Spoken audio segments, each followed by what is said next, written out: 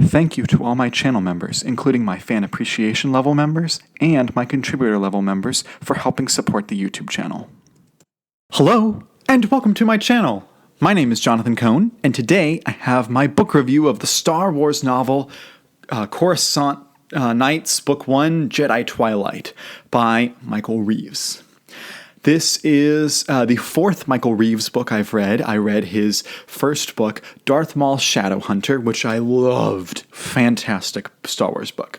Then I read his duology that he did with Steve Perry, which is the Jedi, the MedStar duology, which I just didn't care for that duology. It wasn't terrible. It just didn't work for me. The second book was better.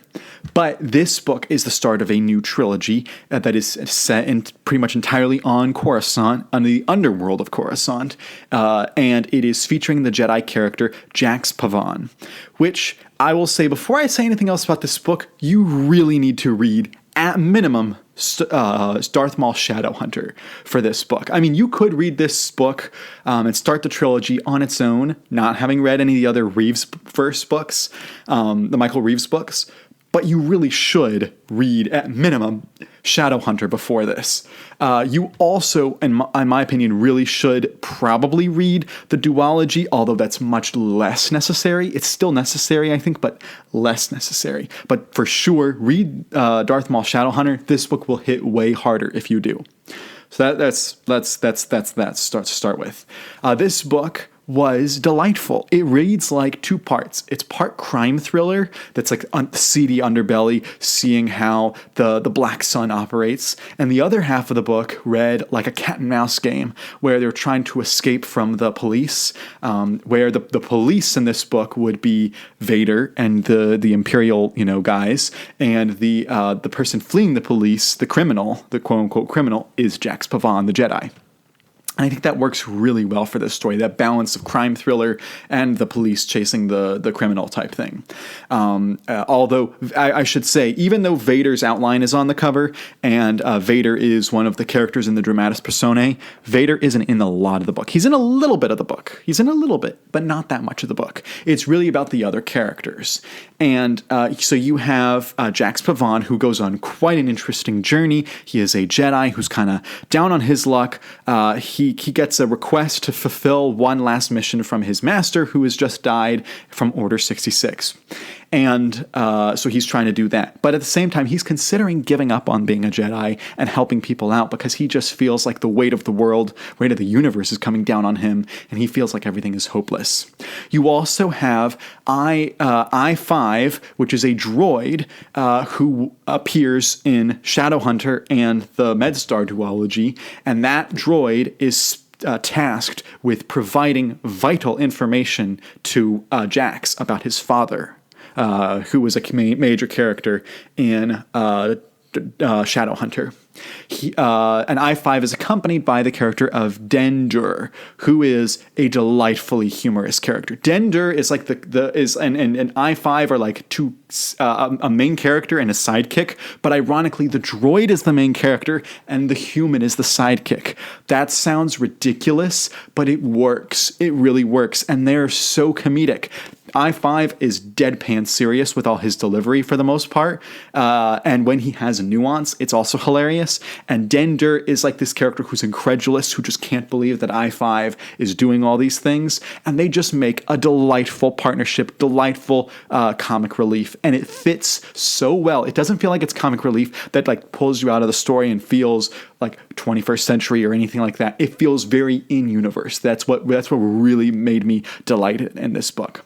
But there's also some dark stuff happening, not only with Jax Pavan's storyline, but also with the storyline of Nick Rostu, who is a character from the Shatterpoint novel by Matthew Stover. And Nick Rostu is this soldier who is kind of down on his luck. He's kind of had a bad experience with everything, and he really wants to do the right everything, but man, does he get dealt an impossible hand in this book, and you really feel for him as a character. He is in an impossible situation where if he's darned if he does and darned if he doesn't. And man, I really connected with his character and thought that his character was so well written. So you have the lighthearted I-5 and Dender storyline as they're trying to find Jax. You also have Nick Rostu's storyline, which is very serious as he's trying to find Jax. You have Jax's storyline as he's become kind of a bounty hunter, kind of doing things on the illicit side just to survive and also to try to make money to try to help ferry out Jedi sympathizers off planet. And then you have a Twi'lek named Lorenthar, I think is her name. Let me see if I'm going to make sure I'm pronouncing it. She's not in the book a lot. She's in the book a little bit. Loranth, that's it, Loranth. And she's in the book a little bit, and she's kind of like not a Jedi, but she's kind of Jedi adjacent.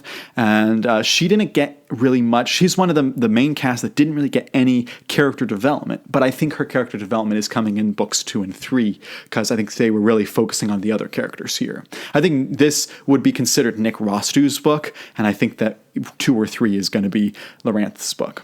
You also have some Black Sun political storylines going on, where this seedy underbelly stuff, where you have Caird, who is a member of the Nadiji species, who's part of Black Sun, who is kind of jockeying for power against Prince Gisor, who is from, if you recognize that name, it's the really skeevy character from Shadows of the Empire. He's the Faline character who's really skeevy. And what I really liked here is that, Michael Reaves has written books with Steve Perry, so he's obviously connected and probably his friend. They would consider each other friends. But Michael Reaves takes what Steve Perry did and builds on it. He takes the established lore of Black Sun and he adds to it. And it doesn't feel like it's different. It just feels like it's an add-on. It feels like he is respecting what Steve Perry did and adding his own twist to it, which I really respect. It is a very difficult thing to just take, because some authors would be tempted to just make it all their own, and that rarely works. And other authors would be really worried about that, so they would just keep exactly what had happened previously, and so the book would be kind of boring and not feel like it's adding much. This walks that fine line of adding a little bit, but also respecting the source material, and I really respect that Michael Reaves was able to do that. One of the reasons I really liked the book. So just all of those elements just really worked for me. But when I finished the book, it occurred to me that this book reads remarkably like another Star Wars novel, and that other Star Wars novel is A New Dawn. And I should say, I called Dender a human earlier. He's actually a Celestin. I should clarify that. But anyway, so you have in both books, you have a main character Jedi who is kind of down on his luck, who is post Order 66, who is kind of just trying to survive, keep his head down. In both books, you have a female Twi'lek or Twi'lek character who at times holds a blaster. Both books feature a Celestin who can be humorous at times. Both books feature a cyborg villain. Both books feature the underworld area of a planet that does not see the sun at all. I mean, there's so many connections and similarities between these. I think it's really wild. It's that meme. You can copy my homework, just don't copy it too hard. Although I think Don Dexamore did a great job on his own with this. I love A New Dawn, and I loved Jedi Twilight. Sometimes taking a formula works. I am pro formula when it comes to writing, because if it's a good formula and if you know how to do it right, how to take the formula and make it a little different, I'm okay with that. I think both books take this formula and do their own thing with it, and it works really well. But yeah, I really enjoyed Jedi Twilight. I think it is a great, really entertaining book. It's not a top-tier Star Wars novel by any means. It didn't have quite the depth I think it could have had, although I will say Nick Rostu and Jax Pavan, they had a little bit of depth in here, but still, it's really enjoyable. It's really fun, and it is, I think, a good start to the trilogy, and I'm excited to see where it goes. In fact, I just went ahead and put those on my, just quickly added those to the next couple months TBRs, because I know I'm excited to read them, and I'm excited to be excited about Star Wars EU books, because I figured, oh man, the ones I have left are ones that I don't hear good things about. In fact, one of my friends loved the MedStar duology and thought that this book was mid, and I thought that the MedStar duology was mid and loved this book. So it's kind of funny that we had reverse opinions.